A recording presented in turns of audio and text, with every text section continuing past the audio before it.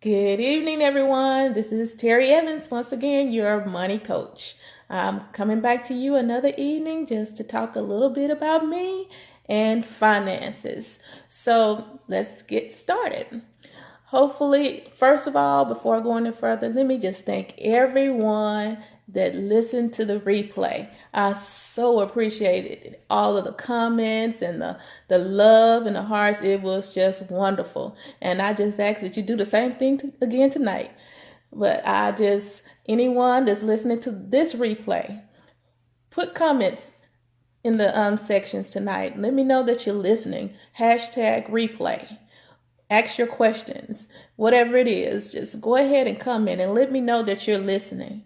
But let me go ahead and get started tonight. I just want to just give you a little bit about myself and how I'll allow fear of my own debt to just paralyze me. For those that don't know much about me and my past, I am a former pastor's wife, and we went through some struggles early on in our marriage, and we ended up some decisions that we made. We ended up losing a home, and about 2 weeks into losing our home, I found out I was pregnant with my sixth child, my Ariana Christine, and after losing our home, we ended up losing a vehicle as well that was repossessed. And we went from there to moving our 5 children and my husband and I into a 3-bedroom apartment. Well, we did the best we could, but because of some of the decisions that we made, my husband ended up not having a permanent job at that time, and I was a stay-at-home mom. So financially, it was extremely over the top, extremely stressful. But God had other plans. So in that, we prayed and we just believed that God was going to, make a way for us. But even in my prayers and trying to believe God and having faith that God was going to take care of us, I was still stressed. So in the midst of that, my mom, being someone that wanted to rescue her child, she made me a authorized signer on her credit card. Well, because she did that and she had excellent credit, my credit score soared. So I took advantage of it and I got a few credit cards of my own. And so when I got those credit cards, because we were not stable financially at that time, we maxed out a few credit cards. And then the one vehicle that we did have, it ended up dying on us on the freeway. So we're a family of 5.5, family of 7.5, a family of 7.5. I was pregnant with my sixth child. We had 5 children, and I was not working at the time, and we had no vehicle. We had just moved into an apartment, and so we ended up going to get a vehicle. We were approved for one with a very, very high interest rate because at that time, the credit wasn't that good. So we had a car note. We were trying to live in an apartment, and we had maxed out credit cards. So from there, we decided to rent a house, move into a house. And how many of you all know renting an apartment when most of your utilities are paid and moving into a house is 2 different things? Because when you move into a house, you have to pay light, water, and gas. So we did go ahead and move into a house about a year into all of our struggles. And in that, for whatever reason, we still got further and further behind. We tried, and God knows we tried real hard to get ourselves out of trouble. But for whatever reason, we still made some not so good choices financially. And so we got farther and farther into debt. So I decided to go ahead and go to work, and I started working. In about a year, not even a full year after I started my job, my husband had a massive stroke. So there we were. He could not work. I had just started a job, not even a year into it. I was making $10 an hour. We had 6 young children, and we were really struggling. That was a very, very dark, dim time of our life. We really, really struggled. But of course, we made it through. But going back to the story, in our struggles, I went to work part-time. Again, let's go back. I was making $10 an hour. So $10 an hour, a family of 8 is not a $10 an hour for one person. And working part-time, 20 hours a week, is not the best scenario for anyone. But I was making $10 an hour working part-time because I had to take my husband back and forth to his different therapy sessions. In that, we got farther and farther behind. So we ended up with a very bright idea that, okay, if we buy a house, it would be less expensive to buy a house than it would to continue to rent the house. So the house that we were staying in, our landlord was trying to sell. So we decided, okay, well, let's go see what we can do to buy this house. Oh my God. When we went to talk to this agency about buying a house, it was absolutely awful. When I say it was awful, it was awful. Both of our credits were shot. We had maxed out credit cards. We couldn't really pay even the minimum payments on the credit cards. We had repossessions from 2 cars being repossessed. We had doctor bills galore. All of this is on our credit reports. So, of course, we couldn't buy the house. So this particular agency suggested that we go ahead and start calling our credit card companies and see if we can make some type of arrangements and some charge-offs and all this good stuff. It was, when I said it was beyond overwhelming, it was beyond overwhelming. But instead of continuing to go on that path, I just shut down. For just a little while, I called some of the credit cards. Yes, I did. Credit card companies, I did. And I got some of my credit cards were closed. And I was able to pay, certain amounts to go ahead and get everything caught up with them. That still wasn't good enough. I still had a whole lot. When I say a whole lot of doctor bills between the 2 of us, we had a whole lot of doctor bills. And did I mention that even in this time, I found out that I had thyroid cancer as well. So it was a whole lot that was going on with us. And financially, it was just so overwhelming that I just shut down.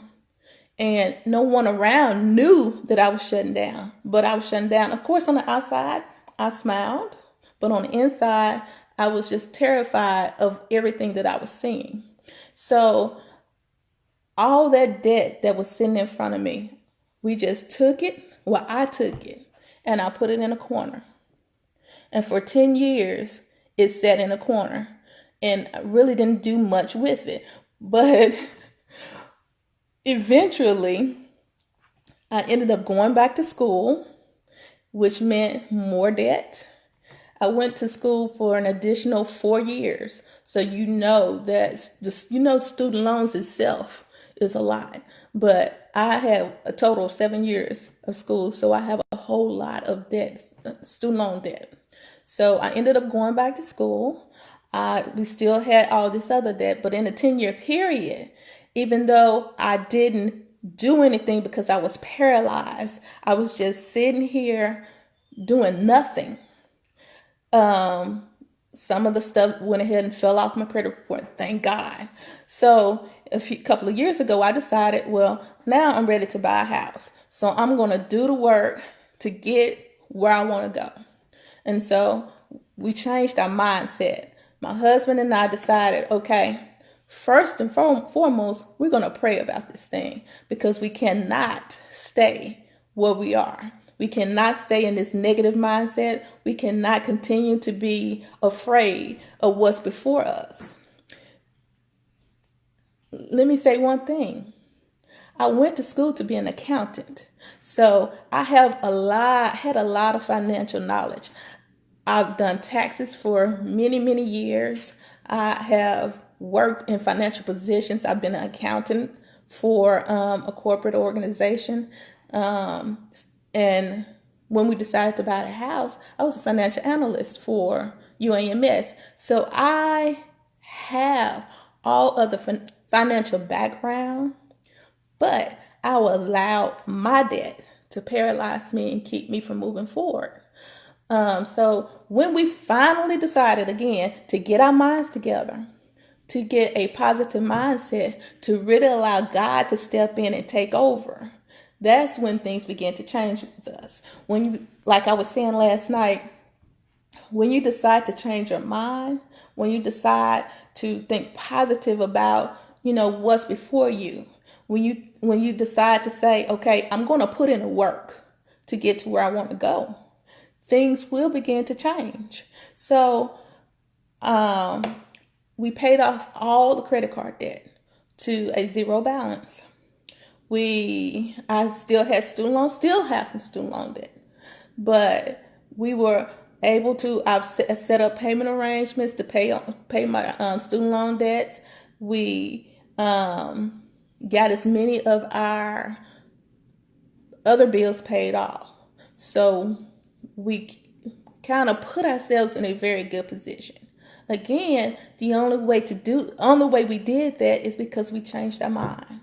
We decided to stop running from the bad thoughts of being in debt. Stop running from the debt collector. Stop running and start trusting God. Start trusting the process. There's a process. Start trusting what you have in you and believe that you can do it. We start walking in the right direction. As a matter of fact, just start walking. If you can't walk, start crawling. It's just moving. I was stagnated for 10 years. I couldn't move because my debt was overwhelming. But when I began to move, when I began to crawl, then I began to walk, things began to change. And it was an awesome change. And as the things began to change for me, my life began to change. When my mind changed, my life changed. When the words that came out of my mouth changed, my life changed. So we have to think the right thoughts. We have to say the right words. I can't continue to say, I'm so tired of this debt. I am just up to here in debt. And I can't function because I have so many bills to pay. I'm so sick and tired of this. Okay, if I keep allowing that stuff to come out of my mind, out of my mouth, because I keep that stuff in my head, then that is the life I will continue to live. But when I changed that and I said, okay, I don't care if I have but $5, I'm going to put something on my bill. When I changed my mind and said, okay, I'm going to call them. Only thing these people can say to me is yes or no. What am I afraid of? I'm already in debt. So if they tell me no, what difference does it make? But if they tell me yes, there will be a change. So I got a lot more yeses than I got no's. So I did the work. I continued to work. We continued to work at it. And we continued to work at it. We even had to sell a vehicle because we needed to get to where we needed to go. But I can say, because of all of that, all of the work we did, because of the change of my mind, because of the change of our words, our circumstances changed. We were able to buy our first home.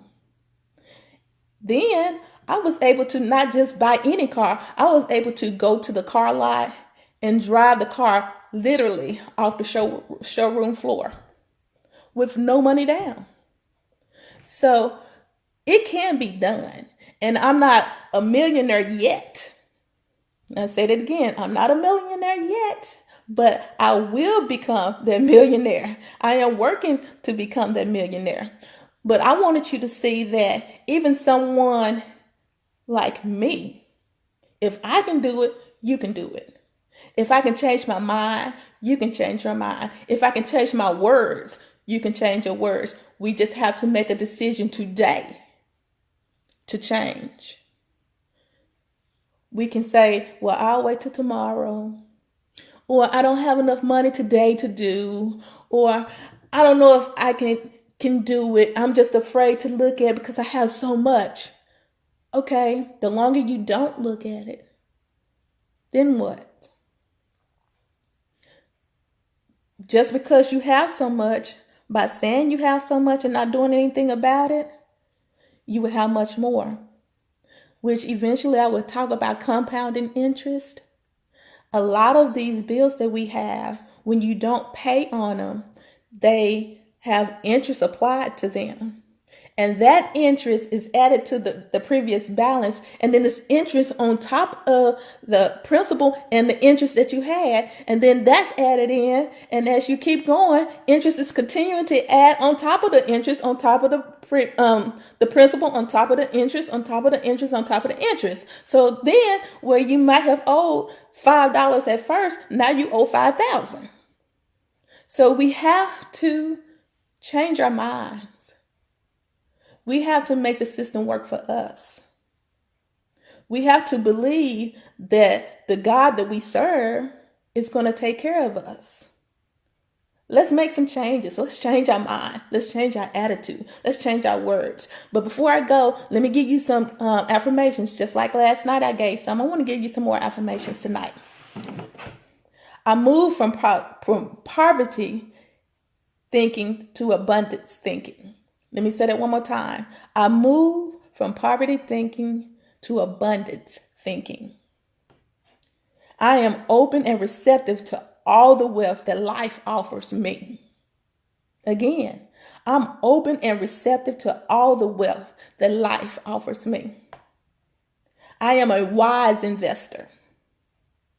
I am blessed to be a blessing to others. I'm an awesome saver. My bank account overflows. Change our minds, change our words, and change our life. All right, I'll be back tomorrow night at 8 o'clock. See you then. Oh, before I go, please put your comments in the comment section. I'm sorry. Please comment. #replay. All of you all that's watching the replay, thank you. Thank you. Continue to watch me. I will be here for the next 3 to 4 days. Continue to watch. I promise you, I will bring to you something positive every night because it's all about a positive mind. And we can do anything. Have a good night.